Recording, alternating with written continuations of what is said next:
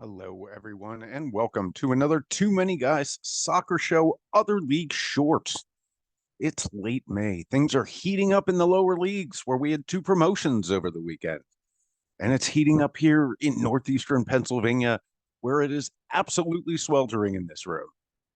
Hopefully, I can make it through this read without passing out.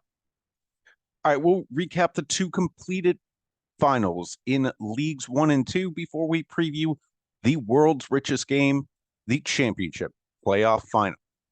We'll also dive into the UEFA Women's Champions League and this Saturday's final between Barcelona and Lyon. So let's go. Starting off with the League 2 playoff final where we had Crew Alexandra taking on Crawley Town. The scoring on the final on Saturday started with League 2's hottest player, Danilo Orsi, who had a hat trick in the semis, putting Crawley ahead before the stroke of halftime. But Crew came roaring back. I'm just kidding. They did. They did have a breakaway goal called back by VAR. Yes, there is VAR in the playoff finals. But other than that, they never really looked like they were going to equalize. And then Liam Kelly finished the match off. Crawley Town finished second in League 2, or on to League 1. Here's some interesting facts from Crawley Town. I mentioned Danilo Orsi. What a rags to riches story he is there. Orsi is from London, but he actually came over to the States and played college soccer at Eastern Florida State College, which is a junior college, which for our foreign viewers is usually used by basketball and American football players as a warm-up to play in a larger college.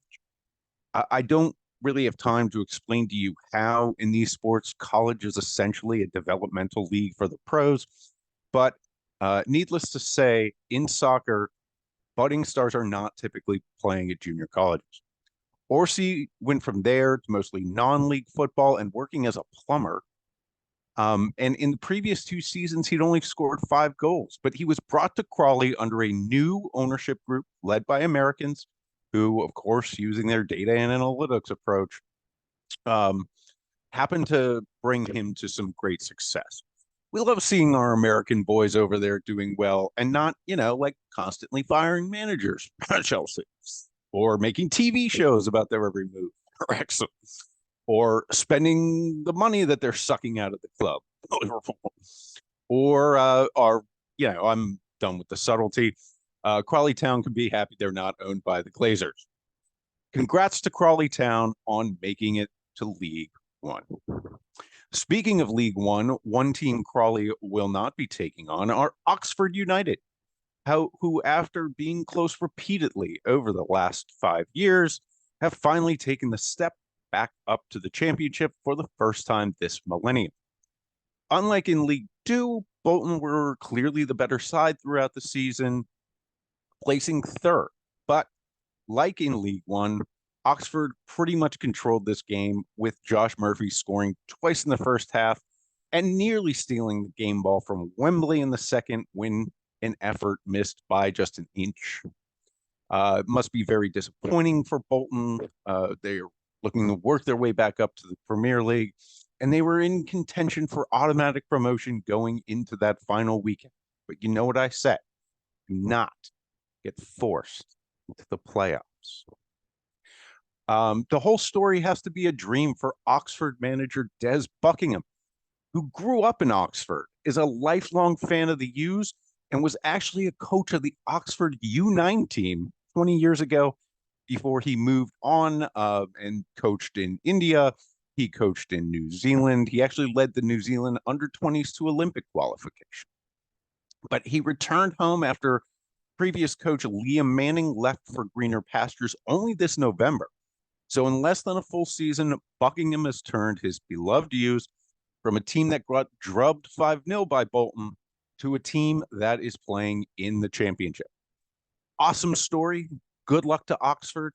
They have not been to the championship since 1999, but they have not been in the top flight of English football since 1988.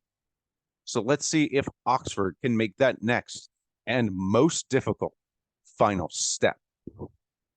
And if you're looking for evidence of how difficult that step is to make, Look no further than the two teams set to face off Sunday at 10 a.m. Eastern on ESPN in the world's richest game. Both Southampton and Leeds are looking to return to the Premier League just 1 year after falling to the Championship. Both teams will have names that are familiar to you if you watch the Premier League. Southampton still have the likes of Kyle Walker-Peters, Jan Bednarek, and Adam Armstrong, whose 2 goals propelled the Saints to Wembley, beating West Brom over the course of the 2 legs.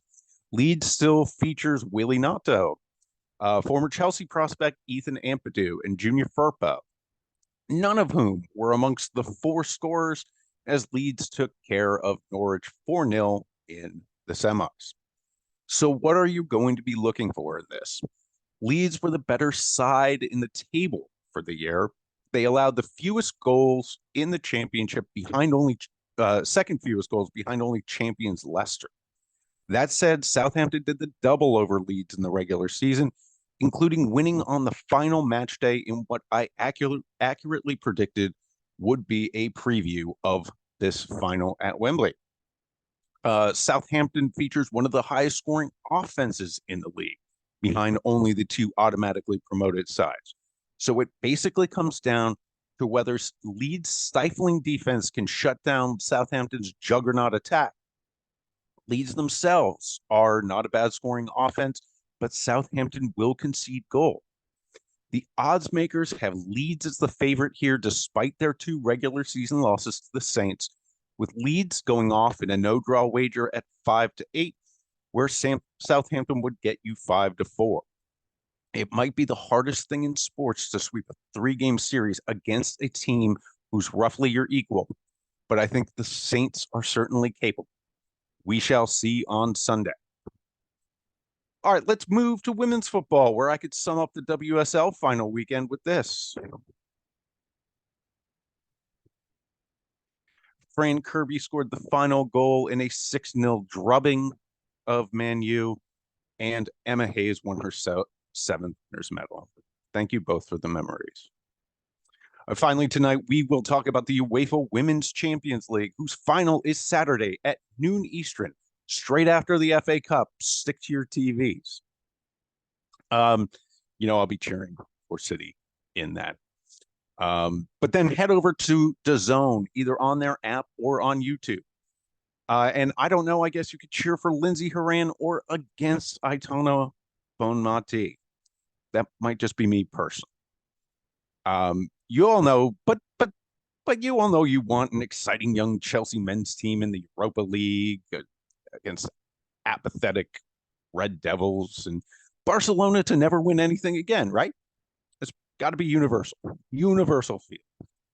All right, well, the match.